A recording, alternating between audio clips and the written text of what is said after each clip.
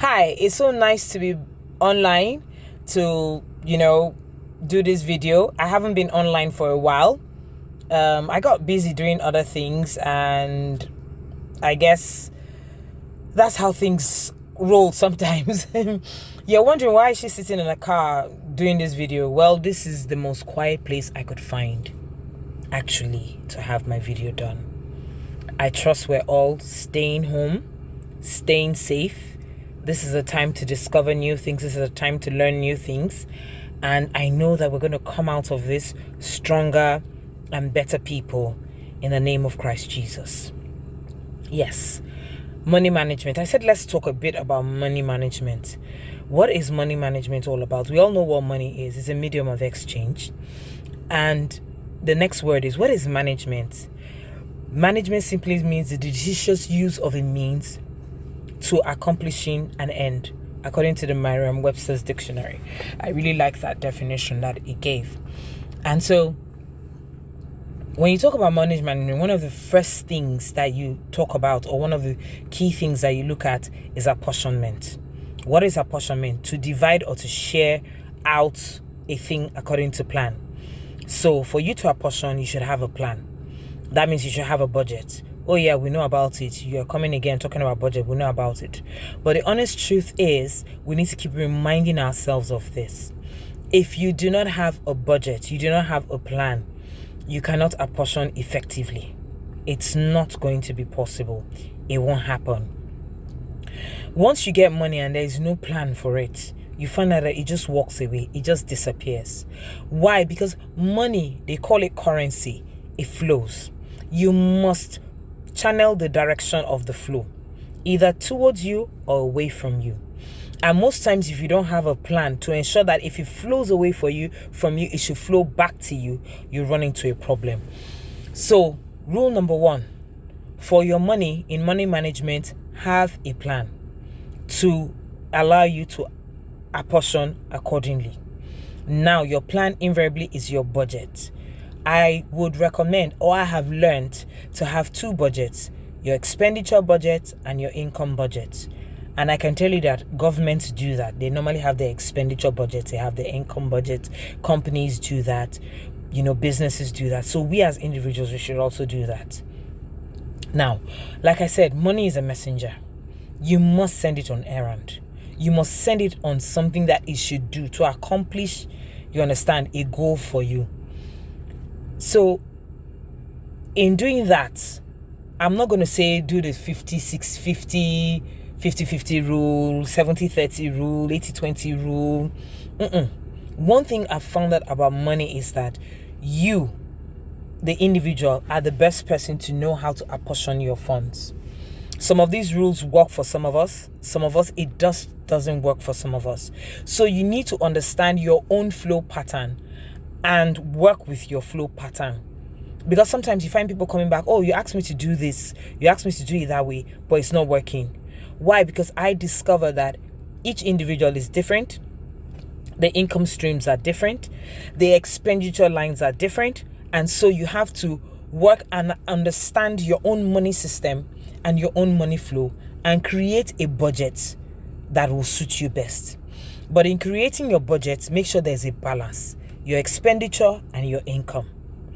So that brings me to another point. The next point is place a value on your capital. Your seed money, your starting money, it's very important. Place a value on it. What do you want to achieve with that money that you're spending? What do you want to achieve with that money that you're making? It is critical that you have to think along those lines so that at the end of the day, you do not overspend and put yourself in a problem. It's good you have much more income that you can keep, you understand, but we have to make sure we keep the current flowing, we keep the cycle going, so that at the end of the day, you don't have, should I use the word, too much money. Like you're wondering, can you really have too much money? Yes, you could have so much money that it goes to waste. We've seen too many examples like that. And you're wondering, this person has all this money and the person is just wasting the money, So we need to be sure that we're balanced out, and God created us as balanced human beings, and he has given us the ability to create wealth. And so I go to him concerning my money matters. And I remember praying and asking God, Lord, teach me about money management. I feel I'm not doing too well in that area. And God told me the first thing is apportionment. He took me back to the basics, something that I already know: budgeting. Budget for your expenses, budget for your income. Now, place a value on your capital, the money you get. How valuable is it to you? What is it for? Sometimes we get money and it's like, this is my me money. Okay, I'm just going to use it today. I'm going to just eat. I just want to buy myself a nice bag or a nice pair of shoes. That is beautiful. I totally believe in paying yourself after working so hard. But I also believe that whatever it is that you're going to purchase or what you're going to do, make sure there's a value to it. Is it that you feel my body needs pampering? I need to go to the spa. I need a massage. What will I get out of that? Is it just to feel good? Is it towards my well-being, my mental state of mind? It's critical. It's important before you invest into that, before you put your capital into that. Now, another thing is, I'm going to talk to my female folk, even my male friends too, on my male audience. In placing a value on your capital, don't buy what you won't use. What am I saying? Don't kill your seed. Buy what you would use. For us females, we have a tendency to buy things, and at the end of the day, you just buy it and you don't use it. And before you realize it, it's expired, it's bad, it's gone, you've outgrown it or something. Now, I got a pair of shoes as far back as 2007 as a gift. A pair of Chanel shoes. Funny enough, it's not the kind of color I will pick, but because of the brand, it's like, wow, this is really nice. It was a gift. So I kept it, and I told myself that I am going to use it at a specific time in life. And I went back to check these shoes not too long ago, and I realized the cap of the shoes were breaking off. The extra caps that also came along with the shoes were breaking off. And it got to me, and I'm like, wow, I've been keeping these shoes for a special occasion. And right now, that means I need to go and fix these shoes so that I can use them again. And I thought to myself, can't I keep things again, for me to use, at a special time? Yes, I can. But I also realized that, hey, sometimes some of these things that are given to you out of appreciation. They're given to you out of, genuine love and things like that. And sometimes some of these things are meant for you to use at that point in time. Use it. Enjoy the full value of it. Don't allow it to become, waste or let it expire with you. Now, I didn't wear the shoes for over 10 years. And I have to go and fix those shoes at a cost. And when I fix them, am I going to keep them again? No, I'm going to wear the shoes. I'm going to find a purpose.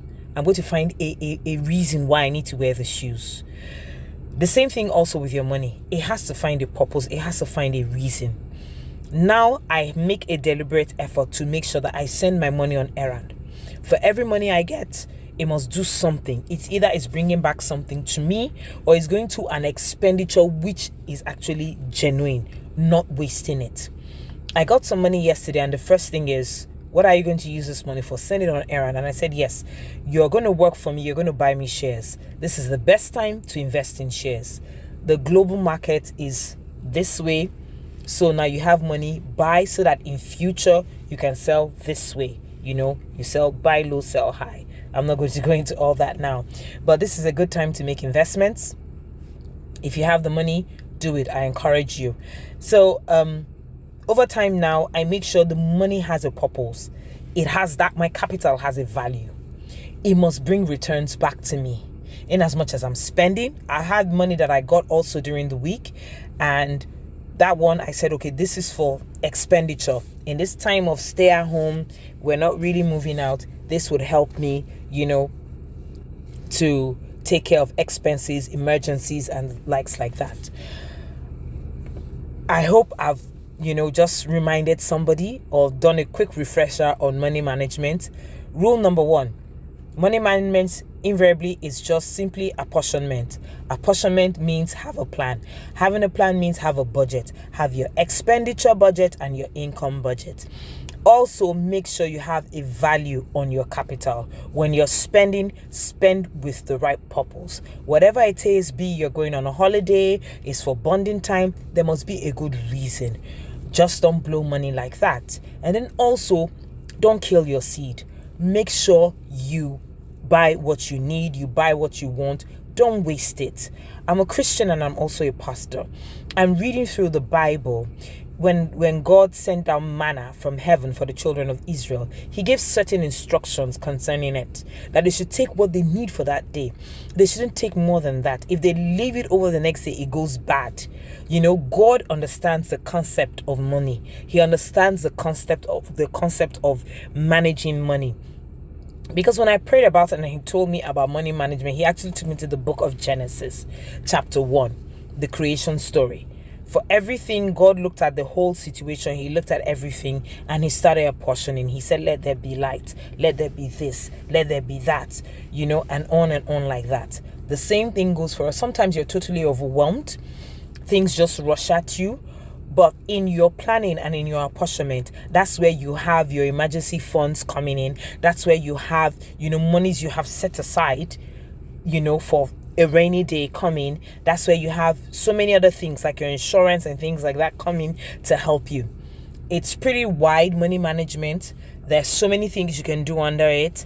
And I'm sure that at the end of the day, we're all going to come out more prudent concerning our expenses and how to make monies for ourselves. And then in paying ourselves, we'll pay ourselves so that we get much more value from how we pay ourselves. This is your online investment planner. My name is Gladys, and have a good Saturday and have a very great week ahead. Bye.